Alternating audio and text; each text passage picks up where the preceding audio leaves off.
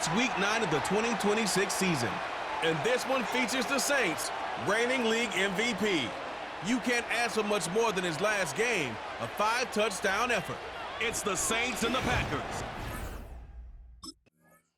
And here come the Saints for their opening drive. And a glance here at the southpaw, who will be calling the plays under center. And I think if you ask most folks to give you their first half MVP, very likely they're going to say it's this man right here. The NFL's leader in touchdown passes to this point in the season. Still 2 months to go. But if he can keep going to the pace he's at, this is going to be a dangerous team come January, and he could very well walk away with the MVP. Forced out to his left. And he's going to be out of bounds, but not before he takes it inside the 40. Big yardage there on the scramble. It gets him a first down. I am willing to bet that he got a monster grin on his face when he saw what was happening. Man-covers were so committed to denying a big throw that it pulled attention away from him, and he had an easy lane to hit and hit it. And he'll take it into the end zone for the Saints touchdown. A great play there. His 17th touchdown now on the season. And the Saints have taken the early lead on the road here at Lambeau. Week after week, Charles, when we see this offense operate, I don't know, they just seem to get more impressive. They certainly do, and let's face it, it's no surprise they're the best in the NFL in scoring. This team designs things well and executes even.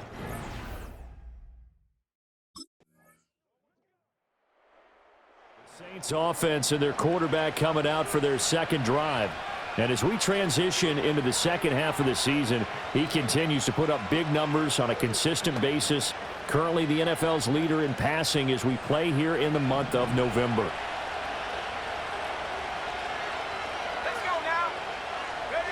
They'll come out throwing here on first down. There's Chris Olave. And he's got it past the 30 before he's hit and dropped. After one, 7-0 on EA Sports. The Saints with the football here to begin quarter number 2. Line of scrimmage, the 31 now on 1st and 10. A give right side for Pacheco. Down the right sideline and down to the 27-yard line. A big-time play there for New Orleans. 41 yards on the ground. Yardage-wise, he's in the top handful of backs in the league so far this season. A great run there. He's going to love that standing when it comes to contract time. But even more so, his team loves it because he gives them an identity and sets a tone. And he's got his target, Harris. And finally, down he goes as they work it inside the 10 to the 7.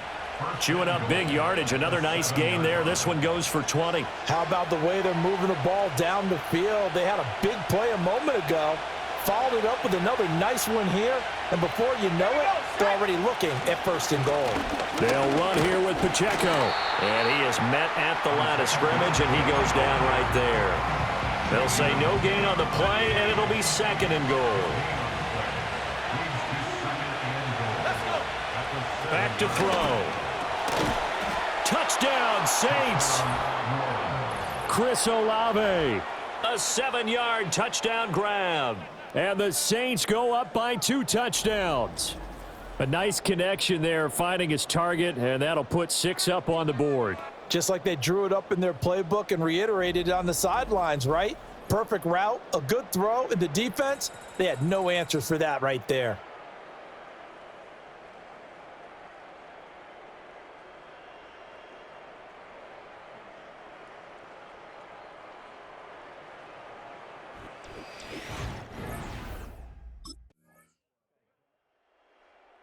Saints offense and their quarterback headed out for this next possession.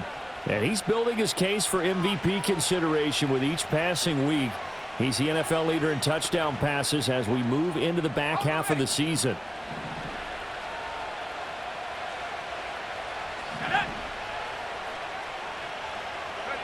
They'll try and start this drive in the air. Steps away to his left. And this turns into a nice gain with a slide at the end. Opted to run for it. The decision a good one. Picking up the first, getting 14 yards on the scramble.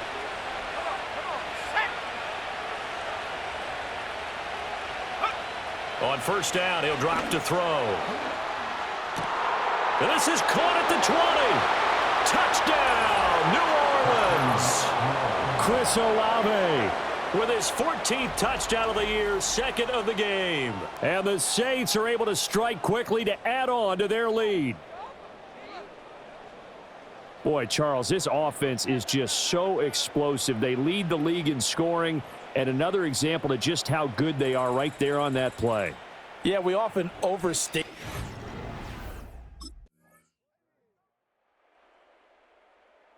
Visitors offense and their quarterback ready to go once more.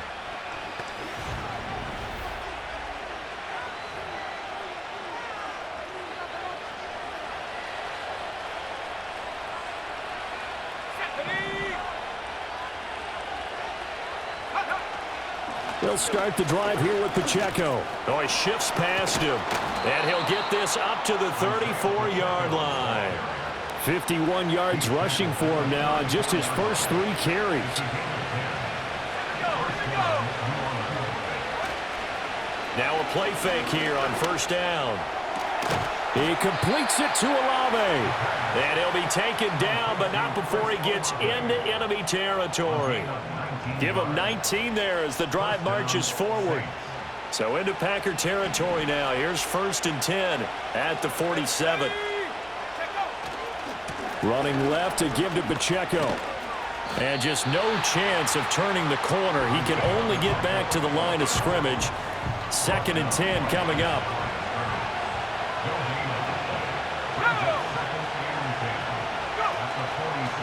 The play action fake. They'll look to throw. He's going to fire one deep, middle of the field. And he's got him. It's caught in the end zone. Touchdown, New Orleans. A big play there. 47 yards. And the Saints are able to stretch out their lead.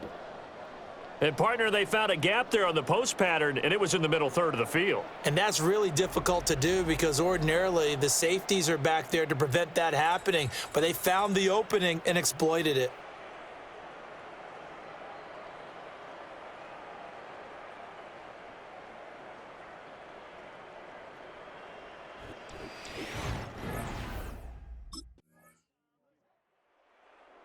The visitors' offense and their quarterback set to take the field once more. And as we show you some of the highlights from earlier, he has been instrumental in getting his guys the lead.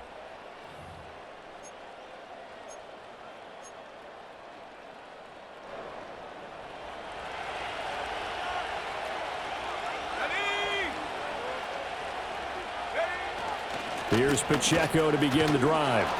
And down he goes just beyond the 35, and that pretty move got him some extra space to run. It's a 6-yard pickup, and it gets him to 2nd and 4. So, CD, you look at this offense and what they've been able to do. 8-0, perfect through the first 2 months of the year. Second half of the season still to come, we get that. But what kind of a percentage chance do you think that they have of running the table? Partner, I think it's hard to say because history would tell us that the chances aren't good at all. We've seen a lot of good teams get to this point, and then they have that one bad week and takes them out of the running. I'm going to say 25%, and I feel like I'm being generous with that number.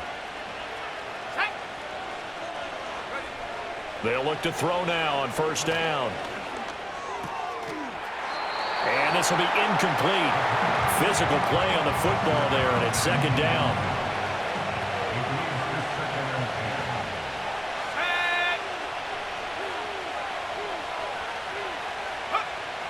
They'll drop to throw. That's going to be knocked away and incomplete. To give you an idea of how accurate he's been throwing the football, we're in the second half. That's just his 2nd incompletion. Well, if he's that locked in, that means everyone's locked in because to me it's like throwing a no-hitter in baseball. The pitcher may get the credit, a lot of people making plays behind him in the field. Jair Alexander that time able to knock that one away. The Saints going to call the first of their timeouts. That'll leave them with 2 remaining. We'll be back after this.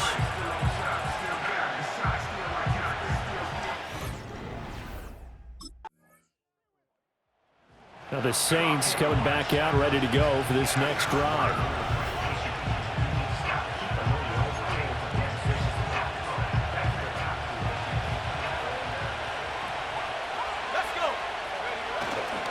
On 1st and 10, here's Pacheco. And he's going to be taken down shy of the 10, right around the 9-yard line. Only a yard on the pickup there, and it'll be 2nd down.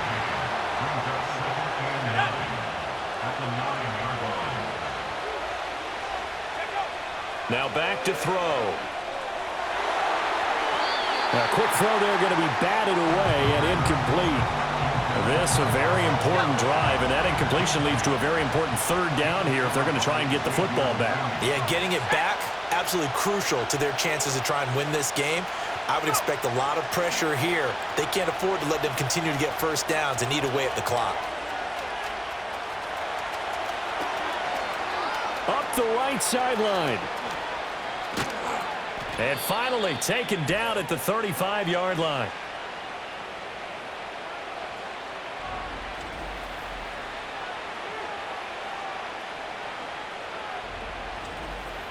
So it's Saints football as we get you reset.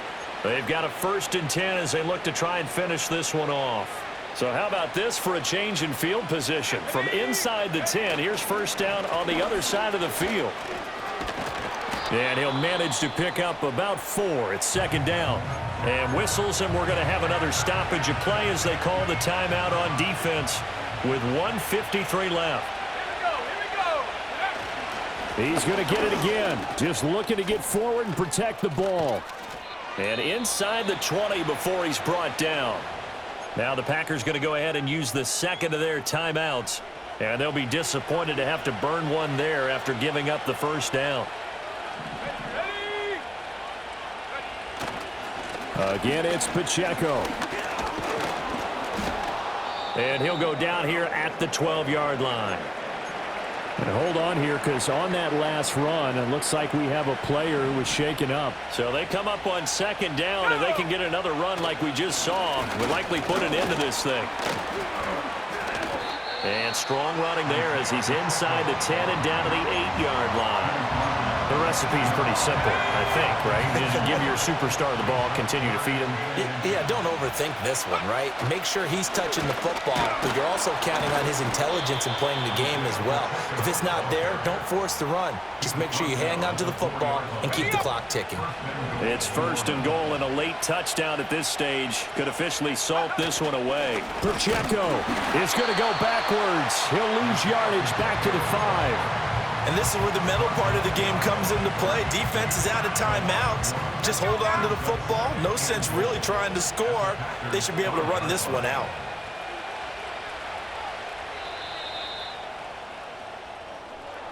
So no shortage of offense in this game, but a very clean game too, Charles. Each side got its points, but they